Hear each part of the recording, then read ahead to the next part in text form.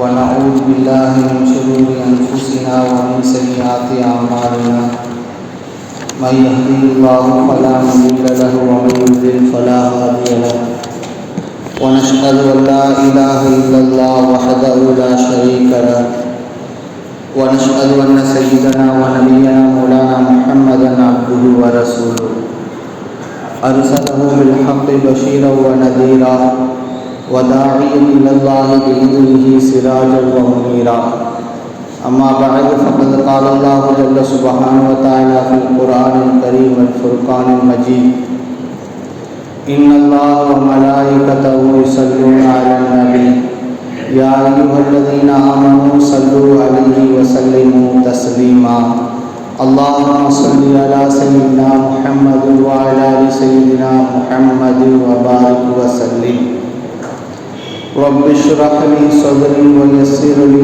أمري واحلل عقدة من لساني يفقهوا قولي நிறைந்த நல்வாழ்வை நித்தமும் நல்கிக் கொண்டிருக்கும் வல்லோன் அல்லாஹ் ஒருவனுக்கே புகழ் அனைத்தும் உண்டாகுக. அவனது சலாத்தும் சலாமும் கண்மணி நாயகம் ஸல்லல்லாஹு அலைஹி வஸல்லம் அன்னவர்களின் மீதும் அவர்களின் அடிச்சுவடுகளை பிசகாமல் பின்பற்றி வாழ்ந்த சத்திய சஹாபாக்கள், நாதாக்கள், சுஹதாக்கள், நல்லோர்கள், புலிப்பார்கள், குழுமவிருக்கின்ற அனைவரின் மீதும் அல்லாஹ்வின் அன்பும் அருளும் கருணையும் கரிசனமும் என்றென்றும் குன்றாமல் நின்று நிலவட்டுமாக. ஆமீன். கணியத்திற்குரிய அல்லாஹ்வின் நல்லடியார்களே,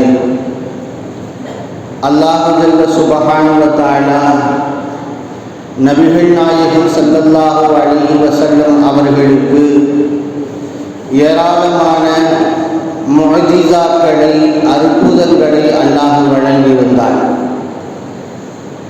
நம் பெருமானார் ஸல்லல்லாஹு அலைஹி வஸல்லம் அவர்களுக்கு வழங்கப்பட்ட பல்வேறு அற்புதங்களில் மிகப்பெரிய அற்புதமாய், இன்றைக்கும் நம்மோடு வாழுகின்ற அற்புதமாய் திகழ்வது இரண்டு விஷயங்கள். ஒன்று, திருநபி ஸல்லல்லாஹு அலைஹி வஸல்லம் அவர்களுக்கு அல்லாஹ் வழங்கிய திருக்குர்ஆன். மற்றொன்று, நபி ஸல்லல்லாஹு அலைஹி வஸல்லம் அவர்கள் இந்த உம்மத்தினர்களுக்கு சொல்லிய, அவர்கள் வாழ்ந்து காட்டிய, அவர்கள் வழிகாட்டி சென்ற அந்த அற்புதமான சுன்னத்துகளும் ஹதீஸுகளுமாக இருக்கும். திருக்குர்ஆனும் ஹதீஸுகளும் இன்றைக்கும் நம்மோடு வாழ்கின்ற அற்புதங்களாக இருக்கும். நபி ஸல்லல்லாஹு அலைஹி வஸல்லம் அவர்கள் தங்களுடைய விரலால் சந்திரனை பிளந்தார்கள், அற்புதம்தான்.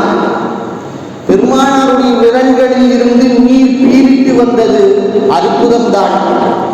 நாயகத்தின் கைப்பட்ட மாத்திரத்தில் ஒருவருடைய நோய் குணமாகி போனது, ஷிஃபாவை பெற்றார், அற்புதம்தான். ஆனால் அந்த அற்புதங்கள் எல்லாம் இன்றைக்கு ஹதீஸ்களிலே எழுத்துக்களாய் இருக்கின்றன, வார்த்தைகளாய் இருக்கின்றன. அவைகளை நம் கண்களால் பார்க்க முடியாது. இன்றைக்கும் கண்கூடாக நாம் பார்த்து கொண்டிருக்கக்கூடிய விஷயங்கள் இரண்டு. பெருமானார் ஸல்லல்லாஹு அலைஹி வஸல்லம் அவர்களுக்கு அல்லாஹ் வழங்கிய திருக்குர்ஆன், இன்னொன்று ஹதீஸுகள், சுன்னத்துகள். எனவேதான் இவை நம்மோடு வாழ்கின்ற அற்புதங்களாய் நாம் குறிப்பிடுகின்றோம். திருக்குர்ஆன், யாரெல்லாம் திருக்குர்ஆனை எடுத்து வாசிக்கிறார்களோ, அதை கேட்கிறார்களோ, அதில் உள்ள கருத்துக்களை குறித்து சிந்திக்கிறார்களோ, அது எடுத்து இருக்கக்கூடிய அறிவியல் சார்ந்த, விஞ்ஞானம் சார்ந்த விஷயங்களை குறித்து ஆராய்ச்சியில் ஈடுபடுகிறார்களோ, கடைசியில் திருக்குர்ஆனிடத்தில் தன் மனதை பறிகொடுத்து தூய இஸ்லாத்திலே கலிமாவை சொல்லி இணைந்து போவார் என்பது வரலாறு. எனவேதான் சொல்கிறோம், குர்ஆன் வாழக்கூடிய அற்புதங்களாய் இருக்கிறது. காரணம், மனித மனங்களை ஈர்க்கக்கூடிய சக்தி, மாற்றக்கூடிய சக்தி திருக்குர்ஆனுக்கு அல்லாஹ் வழங்கி இருக்கின்றார். ராபர்ட் வில்ஹாம் என்று சொல்லப்படக்கூடிய யூத மதத்தை சார்ந்த விஞ்ஞானி நீண்ட காலமாய் பெண்களுடைய கருவை குறித்து ஆய்வு செய்து வந்தார். ஆராய்ச்சியில் பல்வேறு விஷயங்களை அவர் கண்டுபிடித்தார். மனிதன் ஒரு பொருளை தொடுகிற போது பொருளிலே எப்படி தன் கைரேகைகளை விட்டு செல்கிறானோ அதுபோல ஒரு ஆணும் பெண்ணும் இணைகிற போது, உடலுறவு கொள்கிற போது ஒரு ஆண் அந்த பெண்ணுடைய கருவறையில் ரேகைகளாய் டிஎன்ஏக்களை விட்டு செல்கிறார் என்று கண்டுபிடித்தார். ஒரு மனிதனுடைய கைரேகைகளை வைத்து அவன் யார் என்பதை எப்படி அடையாளம் காண முடியுமோ அதுபோல பெண்ணுடைய கருவில் இருக்கக்கூடிய டிஎன்ஏ என்கிற ரேகைகளை வைத்து அந்த பெண்ணின் வயிற்றில் வளரக்கூடிய குழந்தை யாருக்கு சொந்தம், அந்த குழந்தையின் தகப்பன் யார் என்பதை அடையாளம் காண முடியும் என்பதை கண்டுபிடித்தார். உச்சபட்சமாய் ஒரு பெண்ணும் ஆணும் இணைகிற போது ஒரு ஆண் அந்த பெண்ணுடைய கருவிலை விட்டு செல்கின்ற அந்த டிஎன்ஏ அது முற்றிலுமாய் கருவில் இருந்து அழிவதற்கு, சுவடுகள் காணாமல் போவதற்கு 3 மாதங்கள் ஆகும் என்பதுதான் அவருடைய ஆய்வினுடைய உச்சபட்ச முடிவாக இருந்தது. இந்த செய்தியை எடுத்துக்கொண்டு அவர் கண்டுபிடித்த இந்த விஷயங்களை எடுத்துக்கொண்டு பரிசோதிப்பதற்காக அவர் பரிசோதனையில் ஈடுபட்டார். அமெரிக்காவில் இருக்கக்கூடிய பல்வேறு பெண்களுடைய கருவில் இருக்கக்கூடிய டிஎன்ஏகளை எல்லாம் சேகரித்தார். பல்வேறு மதங்கள் சார்ந்த பெண்கள் இருந்தார்கள். எல்லா டிஎன்ஏக்களும் எடுத்து சோதித்து பார்த்தபோது அவருக்கு அதிர்ச்சிகரமான தகவல் கிடைத்தது. இஸ்லாமிய பெண்களை தவிர்த்து பிற மதங்களை சார்ந்த பெண்ணுடைய கருவறையில் 1க்கும் மேற்பட்ட டிஎன்ஏக்கள் பல்வேறு பெண்களுடைய கருவறையில் இருந்தன. ஆனால் முஸ்லிம் பெண்களுடைய கருவில் மாத்திரம்தான் ஒரே வகையான டிஎன்ஏக்கள் இருந்தன. இது அவருக்கு அதிர்ச்சிகரமாக இருந்தது. அதிரடியாய் ஒரு விஷயத்தில் இறங்கினார். தன்னுடைய மனைவியே ஆய்வுக்கு உட்படுத்தலாம் என்று முடிவு செய்து தன் மனைவியுடைய கருவில் இருக்கக்கூடிய டிஎன்ஏக்களை எடுத்து ஆய்வு செய்தால் அவருக்கு அதிர்ச்சிகரமான செய்தி காத்திருந்தது. 2-3 டிஎன்ஏக்கள் உள்ளே இருந்தன. அவர் முடிவுக்கு வந்தால் நம் மனைவி ஈன்றெடுத்த 3 குழந்தைகளில் ஒரு குழந்தை தான் நம் குழந்தை என்பதால் முடிவுக்கு வந்தார். இந்த விஷயங்கள் எல்லாம் ஒரு புறம் இருக்க அவருடைய சிந்தனையை தூண்டிக்கொண்டே இருந்தது, கிளறிக் கொண்டே இருந்தது. என்னவென்றால், எப்படி முஸ்லிம் பெண்களுடைய கருவில் மாத்திரம் ஒரே வகையான டிஎன்ஏக்கள் காணப்படுகின்றன? ஏதோ 1-2 பெண்களுடைய கருவில் இப்படி இருந்தால் பரவாயில்ல, அத்தனை பெண்களுடைய கருவறையிலும் ஒரு வகையான டிஎன்ஏக்கள் தான் இருக்கின்றன ஒழிய 2-3 என்று இல்லையே, 1க்கு மேற்பட்ட டிஎன்ஏக்கள் இல்லையே. இதன் காரணம் என்ன, ரகசியம் என்ன என்று அவர் ஆய்வில் இறங்கிய போதுதான் தெரிந்தது. திருக்குர்ஆன் ஒரு சட்டத்தை இஸ்லாமிய பெண்களுக்கு சொல்லிக் கொடுக்கிறது. எந்த பெண் கணவனால் விவாகரத்து செய்யப்படுகிறாளோ, மனவிலக்கு அளிக்கப்படுகிறாளோ, அந்த பெண் உடனடியாக அடுத்த கணவனை தேர்வு செய்வதற்கோ திருமணம் முடித்துக் கொள்வதற்கோ உரிமை கிடையாது. 3 மென்சஸ்கள், பீரியடுகள், 3 மாதங்களாய் காலங்கள் காத்திருக்க வேண்டும். அதற்கு பின்புதான் அந்த பெண், மனவிலக்கு செய்யப்பட்ட பெண், வேறொருவரை தேர்வு செய்வதற்கும் திருமணம் முடிப்பதற்கும் உரிமை பெறுகிறாள் என்கிற சட்டத்தை திருக்குர்ஆன் எடுத்துச் சொல்கிறது. திருக்குர்ஆன் சொல்லிக் கொடுக்கக்கூடிய இந்த சட்டத்தின்படி இஸ்லாமிய பெண்கள் தன்னுடைய வாழ்க்கையை அமைத்துக் கொள்வதனால் திருமணம் தலாக்கிடப்பட்ட பெண்கள், விவாகரத்து செய்யப்பட்ட பெண்கள் 3 மென்சஸ்கள் என்பது கிட்டத்தட்ட 3 மாதங்களுக்கு சமம். 3 மாதங்களுக்கு பின்புதான் வேறொருவரை திருமணம் முடித்துக் கொள்வதால் அவர்கள் மனம் முடிக்கிற போது அவருடைய கருப்பை முந்தைய கணவனுடைய டிஎன்ஏவை விட்டும் ரேகைகளை விட்டும் தூய்மையான நிலையில் அவர் வேறொரு பெண் கணவனை கரம் பிடிக்கிறாள் அந்த பெண். அதே சமயத்தில் இது போன்ற கோட்பாடுகளோ, இது போன்ற சட்டத்திட்டங்களோ, கட்டுப்பாடுகளோ பிற மதத்தை சார்ந்த பெண்களுக்கு இல்லாததன் காரணமாய் அவர்கள் விவாகரத்து பெறுகிற போது சில நாட்களிலோ சில மாதங்களிலேயோ வேறொரு கணவனை திருமணம் முடித்துக் கொள்கிறார்கள். இதன் காரணமாய் அந்த பெண்களுடைய கருவிலே முந்தைய கணவனுடைய டிஎன்ஏவுடைய ரேகைகளும் இருக்கின்றன. திருமணம் ஆனதற்கு பின்பு, உடலுறவு கொண்டதற்கு பின்பு இந்த மனிதனுடைய ஆணுடைய டிஎன்ஏக்களும் இருக்கின்றன. எனவேதான் 1க்கு மேற்பட்ட டிஎன்ஏக்கள் மற்ற மதத்தை சார்ந்த பெண்களுடைய கருவிலை காணப்படுகிறது. ஆனால் இஸ்லாமிய பெண்களுடைய கருவிலை காணப்படுவதில்லை என்று ஒரு புறம். மறுபுறம் இதனால் எழக்கூடிய பிரச்சனை, அந்த பெண்ணுடைய வயிற்றில் வளரக்கூடிய குழந்தை யாருடைய குழந்தை? விவாகரத்து செய்த ஆணுடைய குழந்தையா அல்லது இப்பொழுது திருமணம் முடித்திருப்பவருடைய குழந்தையா என்கிற சட்ட சிக்கல்கள் எல்லாம் எழுகிறது என்பதனால்தான் இஸ்லாம் இப்படிப்பட்ட ஒரு அற்புதமான வழிமுறையை திருக்குர்ஆன் சொல்லிக் கொடுத்திருக்கிறது. அவர் பார்த்தார், வல் முத்தல்லகாத்து யதரப்பஸ்ன பி அன்ஃபுஸிஹின்ன ஸலாஸத குரூ. மணவிலக்கு விவாகரத்து விடப்பட்ட பெண்கள் 3 குருக்கள் 3 மாதவிடாய் காலங்கள் காத்திருக்கட்டும் என்கிற திருக்குர்ஆன் வசனம் அவரை ஈர்த்தது. கடைசி இஸ்லாத்தை தழுவிக்கொண்டார் என்று பார்க்கிறோம். திருக்குர்ஆனின் வசனங்களை யாரெல்லாம் ஆய்வுக்குட்படுத்தி பார்க்கிறார்களோ, அதன் அறிவியல் விஷயங்களை யாரெல்லாம் சிந்தித்து பார்க்கிறார்களோ, கடைசியில் அவர் திருக்குர்ஆனிடத்தில் தோற்று போவாரை தவிர அவரால் திருக்குர்ஆனை வென்றெடுக்க முடியாது. இவர் மனதை திருக்குர்ஆன் வென்றெடுத்துள்ளோம். எனவேதான் குர்ஆனை இன்றைக்கும் நாம் வாழும் அற்புதம் என்பதாய் சொல்கிறோம். குர்ஆன் எப்படி வாழும் அற்புதமாக இருக்கிறதோ அதுபோல்தான் நபிகள் நாயகம் ஸல்லல்லாஹு அலைஹி வஸல்லம் அவர்கள் இந்த உம்மத்திற்கு காட்டித் தந்த அற்புதமான சுன்னத்துகள், அவர்கள் நவீன்ற அற்புதமான நபிமொழிகள் வாழுகின்ற அற்புதங்களாக இருக்கின்றன. இன்றைக்கு இருக்கக்கூடிய விஞ்ஞானிகள் எல்லாம், ஆய்வாளர்கள் எல்லாம், அறிவியலாளர்கள் எல்லாம் பெருமானாருடைய நபிமொழிகளை ஆய்வு செய்கிறார்கள், வியப்பு உச்சிக்கு கொண்டிருக்கிறார்கள். 1400 ஆண்டுகளுக்கு முன்பாக முகமது நபியால் எப்படி எல்லாம் பேச முடிந்தது?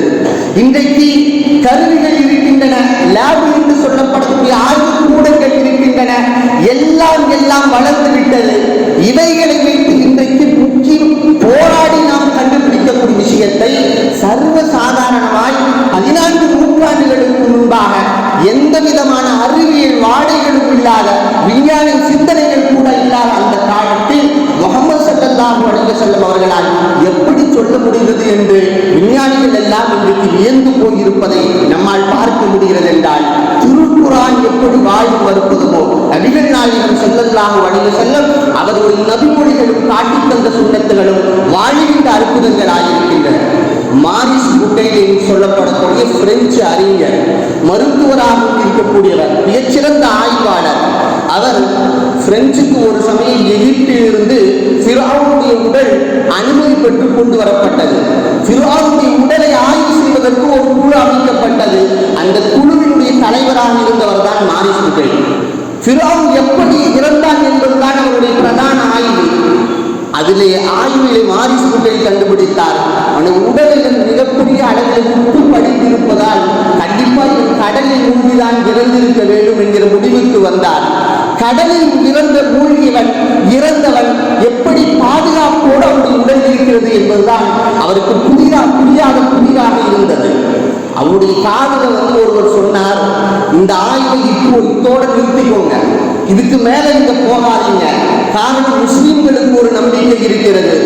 மூசாவை துரத்தி கொண்டு போன ஃபிரௌன் கடலில் மூழ்கி போனான், செத்து போனான்.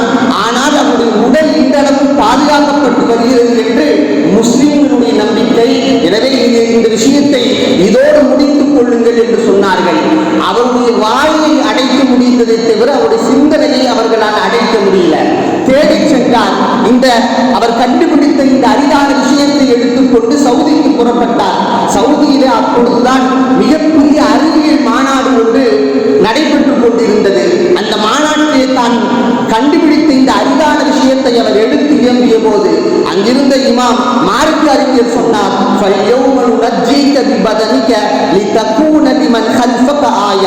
திருக்குர்ஆன் வசனத்தை ஓதி காண்பித்தார். ஃபிரௌனே, உன்னுடைய உடலை நாம் இன்று பாதுகாப்போம்.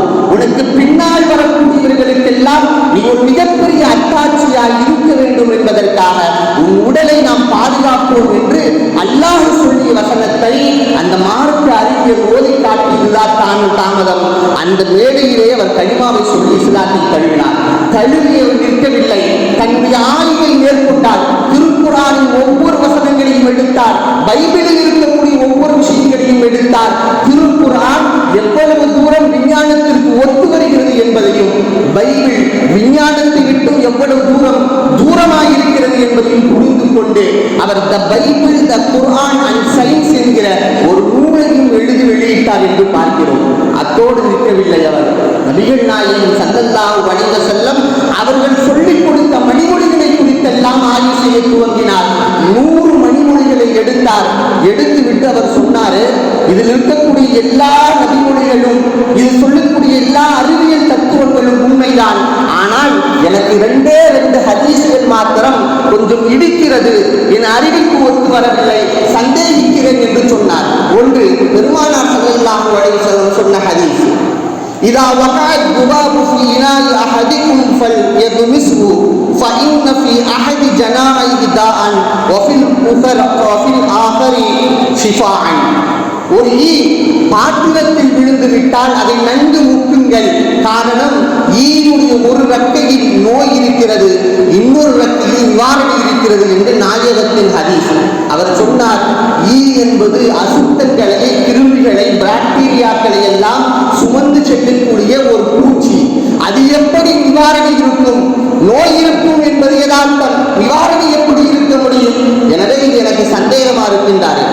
இன்னொரு ஹதீஸை சொன்னார், மதீனாவுக்கு சில நபர்கள் வந்தார்கள், மதீனாவில் குடிபெயர்ந்தார்கள், வாழ்ந்தார்கள். மதீனாவுடைய சீதோஷண நிலை ஒத்து வரல, அவர்களுக்கு கடுமையான நோய் உண்டானது, வயிறுகள் புடைத்து போயின.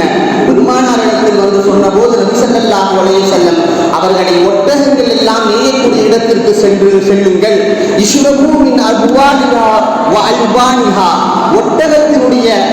ஒட்டகத்தினுடைய பாலையும் சிறுநீரையும் குடித்துக் கொள்ளுங்கள், உங்களுக்கு நலம் கிடைக்கும் என்றார்கள்.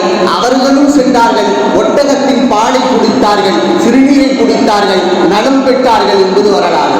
இந்த ஹதீஸும் எனக்கு இடிக்குது என்று சொன்னார். அந்த நேரத்தில் இந்தியாவை சார்ந்த மிக பிரபலிய மருத்துவமனாக இருந்த ஹமீதுல்லா என்பவர் பிரான்சில் இருந்தார். மாரிஸ் இடத்தில் தொடர்பு கொண்டு பேசினார். ஈ சம்பந்தப்பட்ட ஹதீஸை குறித்துண்டான உங்கள் கருத்தை நீங்கள் மாற்றிக்கொள்ள வேண்டும். காரணம், இந்த உலகத்தில் ஒரு வகையான ஈ இருப்பதல்ல, பல்வேறு வகையான ஈக்கள் இருக்கின்றன.